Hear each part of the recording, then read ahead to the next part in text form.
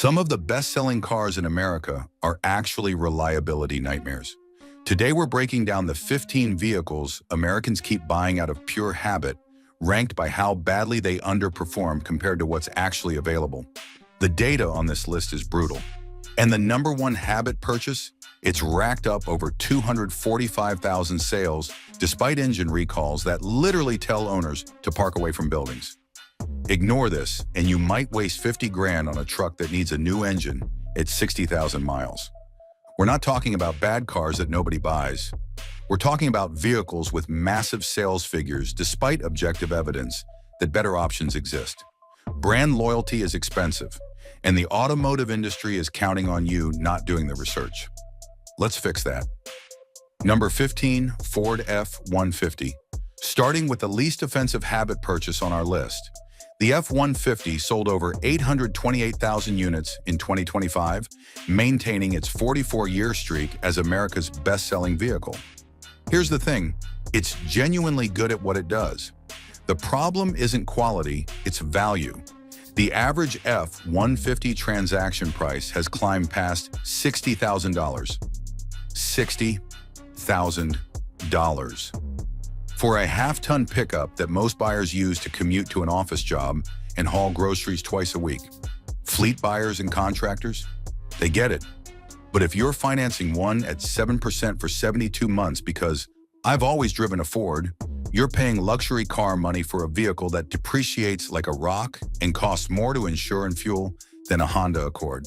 The 2024 model year brought the turbocharged 3.5-liter EcoBoost V6 as the volume engine. And while it makes impressive power, long-term reliability data shows more complexity means more expensive repairs once that warranty expires. Meanwhile, the Toyota Tundra, with its hybrid powertrain, or even the Ram with the Hurricane Inline-6, offers similar capability with better fuel economy and, in Toyota's case, a significantly better reliability track record. Number 14, GMC Sierra. Speaking of overpaying for the same thing, the GMC Sierra moved 356,000 units in 2025. It's mechanically identical to the Chevrolet Silverado, same chassis, same engines, same transmission, but costs about $5,000 more because it has a different grille and some extra chrome. GMC markets itself as the premium truck brand, which apparently means charging you extra for badge engineering. The Sierra uses the same 6.2-liter V8 and 10-speed automatic as the Silverado. It rides on the same frame. The interior materials? Slightly nicer stitching on the same basic dashboard. You're paying luxury money for the perception of luxury. Consumer Reports ranks GMC 29th out of 31 brands for reliability. 29th. The Sierra shares the Silverado's tendency toward electrical gremlins, transmission shudder, and that wonderful phenomenon where the tailgate doesn't align properly from the factory. But hey, at least people will know you paid more for essentially the same truck your neighbor bought with a Chevy badge.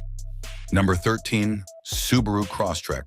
The Crosstrek sold over 188,000 units in 2024, making it Subaru's bestseller. It's also 152 horsepower of all-wheel drive mediocrity wrapped in aggressive marketing about adventure and capability. That 2.5-liter four-cylinder engine takes over 10 seconds to hit 60 miles per hour. 10 seconds. In 2026, the CVT transmission is the same unit that Subaru extended the warranty on across multiple model years because of reliability concerns. We'll get to that in more detail shortly. And the fuel economy? The EPA estimates 29 miles per gallon combined, which sounds acceptable until you realize a Honda CR-V hybrid gets 40 miles per gallon with more power and more space. People buy the Crosstrek because Subaru's brand identity says rugged and outdoorsy. The reality is it's a lifted Impreza with plastic cladding. That 9.3 inches of ground clearance is nice, but the anemic powertrain means you're struggling to merge onto highways, and the road noise at 70 miles per hour rivals sitting inside a vacuum cleaner. If you actually need all-wheel drive and ground clearance, a Mazda CX-50 gives you better driving dynamics, more power, and doesn't sound like it's auditioning for a lawnmower commercial every time you accelerate. But Subaru owners are loyal. which is what keeps the Crosstrek selling despite being comprehensively outclassed by its competition. Number 12, Honda Civic. The Civic moved over 200,000 units in 2025, holding on to its reputation as one of America's most dependable compact cars. That reputation was earned. Past tense. The current 11th generation Civic, introduced for 2022, is fine, competent, reliable even. But it's riding a reputation built by earlier generations, while newer competitors have caught up and in some cases surpassed it. The turbocharged 1.5-liter four-cylinder is peppy enough, and Honda's CVT is better than most. The issue is that the Mazda 3 offers superior driving dynamics and a nicer interior for similar money. The Hyundai Elantra N-Line gives you way more power. The Toyota Corolla Hybrid gets 50 miles per gallon combined. The Civic tops out at 36. Honda spent decades building the Civic's reputation for reliability and value. And now they're coasting on that goodwill while charging $32,000 for a loaded model. That's Accord money from 5 years ago. The Civic isn't bad. It's just not the obvious choice it used to be, and people keep buying it because "I've always driven a Honda" is easier than researching what else exists. Number 11, Toyota Camry. The Camry sold over 300,000 units in 2024, earning its 24th consecutive year as America's best-selling passenger car. It's also exclusively hybrid now for the 2025 model year, which tells you everything about how Toyota sees the sedan market's future. Here's the uncomfortable truth. The Camry exists because baby boomers refuse to buy crossovers, and Toyota is happy to sell them what they want. The hybrid powertrain is efficient. 51 miles per gallon combined is genuinely impressive. But this is a 5,000-pound sedan with a combined output of 225 horsepower. It accelerates like it's thinking about it. Consumer Reports loves it because their methodology heavily weights predicted reliability, and Toyota has decades of data showing these things run forever with minimal maintenance. Fair enough. But the Honda Accord offers similar reliability with better driving dynamics, more engaging steering, and an interior that doesn't feel like it was designed by a committee that had never seen a luxury car. The Camry isn't bad. It's the automotive equivalent of eating plain oatmeal for breakfast every morning because you read somewhere that it's healthy. Functional? Absolutely. Exciting? You'd get more thrills watching paint dry. People buy it out of habit, not because they actually compared it to anything else on the market. Number 10, Tesla Model Y. The Model Y sold an estimated 232,000 units through the first 3 quarters of 2025, down 17% from the previous year. Even Tesla's reality distortion field is starting to crack. Consumer Reports ranks the Model Y's predicted reliability as below average. Panel gaps that would embarrass a 1980s Yugo. Paint quality so thin you can see the primer through it. An interior that's all touchscreen and hope, with build quality that varies wildly depending on which day of the week your particular unit rolled off the assembly line. The 2024 Model Y Highland update improves some of this, but Tesla's quality control remains a dice roll. Owners report issues with the 12-volt battery dying and requiring expensive towing because the car won't even unlock. The heat pump system fails in cold weather. The charge port freezes shut. These aren't edge cases. These are documented problems across multiple owner forums and NHTSA complaints. Meanwhile, the Hyundai Ioniq 5, Kia EV6, and Ford Mustang Mach-E offer similar range and performance with better build quality and dealer networks that don't treat service appointments like a privilege. But people keep buying Teslas because of the brand cachet and supercharger network, even as the competition catches up and the build quality remains questionable. Number 9, Chevrolet Silverado. The Silverado sold 558,000 units in 2025, firmly securing second place in the full-size truck wars. It's also the subject of enough technical service bulletins and owner complaints to fill a small library. The 10-speed automatic transmission, co-developed with Ford, has a delightful tendency to hunt for gears, shudder at low speeds, and occasionally decide it would rather not shift at all.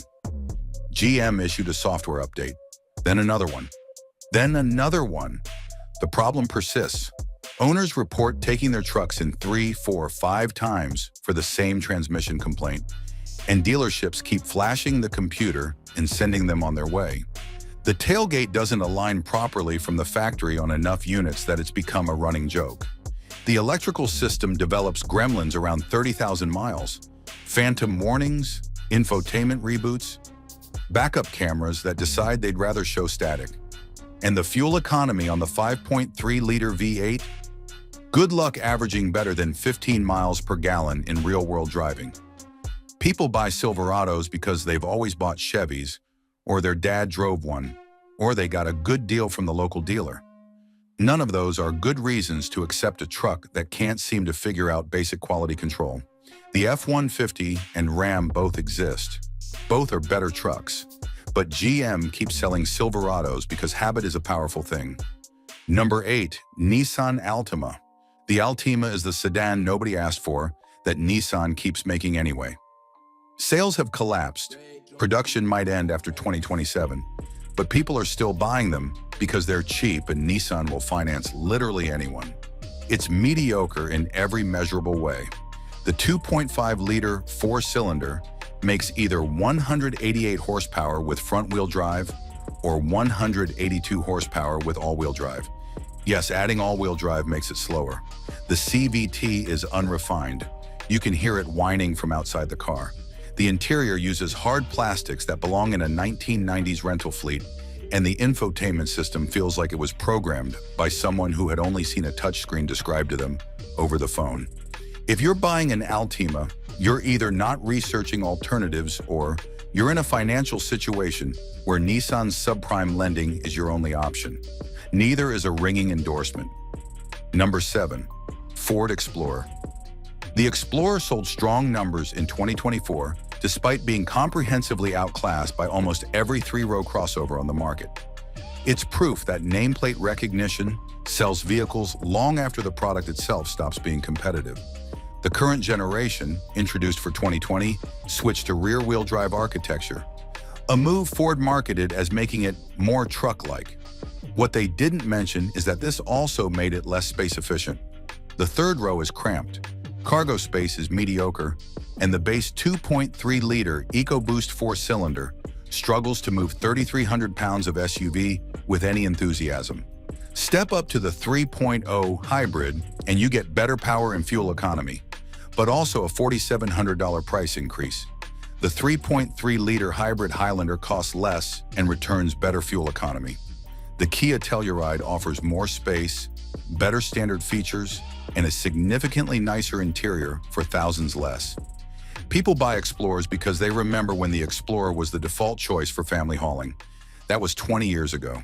The market has moved on. Ford hasn't kept up, but the brand equity keeps moving metal off dealer lots anyway. Number 6, Jeep Wrangler. The Wrangler is less a vehicle and more a lifestyle choice that happens to have 4 wheels and an engine. It's also one of the least practical, least comfortable, least reliable vehicles you can buy at any price point. Consumer Reports ranks the 2026 Wrangler dead last among current SUVs tested. Dead last. The 4-door version gets 17 miles per gallon combined, 17 in 2026. The ride quality rivals a buckboard wagon. Wind noise at highway speeds requires you to shout to have a conversation with your passenger. The turning radius is so bad you'll need 3 lanes to make a U-turn. And the reliability? Electrical gremlins are practically standard equipment. The soft top leaks, the hard top rattles. The removable doors are great until you realize storing them requires a garage you probably don't have. Oil consumption issues on the 3.6-liter V6 are common enough that owner forums have dedicated threads about it. But here's the thing. Wrangler buyers don't care about any of this. They're buying an image. The problem is that 90% of Wranglers never see anything more challenging than a gravel driveway, which means you're paying $50,000 for terrible fuel economy and a punishing ride quality to impress people at Whole Foods. Number 5, Subaru Outback and Forester. Grouping these together because they share the same fundamental issue. Subaru's CVT transmission. The Outback and Forester sold over 350,000 combined units in 2024, all of them equipped with continuously variable transmissions that Subaru extended the warranty on because of reliability concerns. Back in 2017, Subaru quietly extended the CVT warranty from 5 years or 60,000 miles to 10 years or 100,000 miles on vehicles built between 2010 and 2017. They didn't issue a recall, they didn't hold a press conference, they just sent letters to owners basically admitting the transmissions were failing at a rate high enough to warrant doubling the warranty coverage. Subaru's brand loyalty is legendary, and their owners will defend these vehicles to the death. But when the manufacturer themselves extends the warranty because too many transmissions are failing, that tells you everything you need to know. People keep buying Outbacks and Foresters because they believe in the Subaru reputation. The actual data suggests maybe they shouldn't. Number 4, Chevrolet Equinox. The Equinox sold 332,000 units in 2025, a 40% increase from the previous year. It also lost Consumer Reports' recommended rating due to reliability concerns so severe they couldn't ignore them anymore. Owner reports from 2024 models document premature transmission failure, fuel system leaks described as potential fire hazards, persistent infotainment glitches, and backup camera failures. The 2025 redesign was supposed to fix these problems. It didn't. Owners of brand new Equinoxes report the same transmission shudder, the same electrical gremlins, the same quality control issues that plagued previous generations. One owner documented 5 separate instances of phantom braking in the first month of ownership. Another had their fuel pump fail at 12,000 miles, requiring the vehicle to be towed and leaving them stranded. A third accepted a $5,000 lemon law settlement after dealing with starting issues, leaks, electrical problems, and reduced engine power, all within the first few months of ownership. Number 3. Ram 1500 with Hemi V8. The Ram 1500 sold 374,000 units in 2025, despite the 5.7-liter Hemi V8 having a lifter and camshaft failure problem so widespread that owner forums have dedicated threads about oil viscosity, recommendations, and idle speed modifications to try to prevent it. The Hemi's cam and lifters are splash oiled, meaning oil flung off the crankshaft is supposed to lubricate them. At idle, there's not enough splash. The lifter rollers seize, they score the camshaft. You start hearing a ticking noise. Then you start getting misfires. Then you're looking at a complete engine rebuild or replacement, with costs ranging from $8,000 to $12,000 depending on how charitable your dealer's service department is feeling. Owner forums are full of stories about trucks failing at 80,000 miles, 90,000 miles, 100,000 miles. These aren't high-mileage vehicles being abused. These are trucks being used as trucks, failing because of a fundamental design flaw that Stellantis refuses to acknowledge publicly. The 2025 Ram introduced the Hurricane Inline-6 Turbo as an option, which doesn't have this problem. But plenty of people are still buying Hemis because it's a Hemi, as if brand nostalgia justifies a 50 grand truck that might need a new engine before it's paid off. That's not smart buying, that's expensive habit. Number 2. Jeep Grand Cherokee 4xe. The Grand Cherokee moved over 230,000 units in 2024, despite being one of the least reliable vehicles Consumer Reports tests. The 4xe plug-in hybrid variant is even worse. It's currently the subject of a recall that tells owners to park outside and away from structures because of fire risk. Debris inside the engine may cause engine failure, resulting in loss of drive power or an engine compartment fire. That's the official NHTSA language. Translation: your $55,000 luxury SUV might catch fire, and Stellantis doesn't have a fix yet, so please don't park it in your garage where it could burn your house down. The 2024 Grand Cherokee has 15 recalls. 15 issues include high-voltage battery fires, hybrid control processor failures causing loss of drive power, second-row head restraints that don't lock, rear-view cameras that don't display, blower motors that fail affecting defrosting, and airbags that might not deploy in a crash because of improperly secured connectors. Owners report electrical system failures from day one, infotainment screens that randomly reboot while driving, backup cameras that go black, warning lights that illuminate for no reason, and Jeep dealerships that treat service appointments like an inconvenience. What it actually implies is that you're willing to pay luxury prices for bottom-tier reliability and the possibility of your vehicle spontaneously combusting in your driveway. Number 1. Nissan Rogue. The Nissan Rogue is the ultimate habit purchase. It sold 245,000 units in 2024, making it one of the top 10 best-selling vehicles in America. It's also one of the worst compact SUVs you can buy when you look at the actual data. Let's start with the engine. Nissan's 1.5-liter turbocharged three-cylinder is currently the subject of a recall affecting 2021 through 2024 Rogues. The engine bearings may have manufacturing defects that can lead to engine failure. Complete engine failure. Not "it might run rough" engine failure. Nissan's fix: reprogram the engine control module software and hope for the best. That's not a fix. That's hoping the software can detect the failure before the engine grenades itself. The infotainment system freezes and reboots while driving. The backup camera displays a blank screen when you shift into reverse, which is both annoying and illegal under federal safety standards. The paint is so thin that purses and bags rubbing against the door handles leave scratches. And yet people keep buying them. Why? Because Nissan will finance anyone. Because the monthly payment fits the budget. Because the local dealer had one in the right color. But none of that matters to the 245,000 people who bought Rogues last year. They walked into Nissan dealerships, got approved for financing, and drove home in a vehicle with documented engine problems, transmission issues, safety system failures, and quality control that would embarrass a budget airline. That's what makes the Rogue the #1 habit purchase in America. It's not just bad, it's comprehensively outclassed by multiple alternatives in the same price range. But people keep buying it anyway because considering alternatives requires effort. And financing is easy when you're not paying attention to what you're actually getting. The Nissan Rogue proves that brand loyalty and habit are stronger than objective reality, which is exactly what automakers are counting on when they build mediocre vehicles and hope nobody notices. If this list has you questioning your next vehicle purchase, good.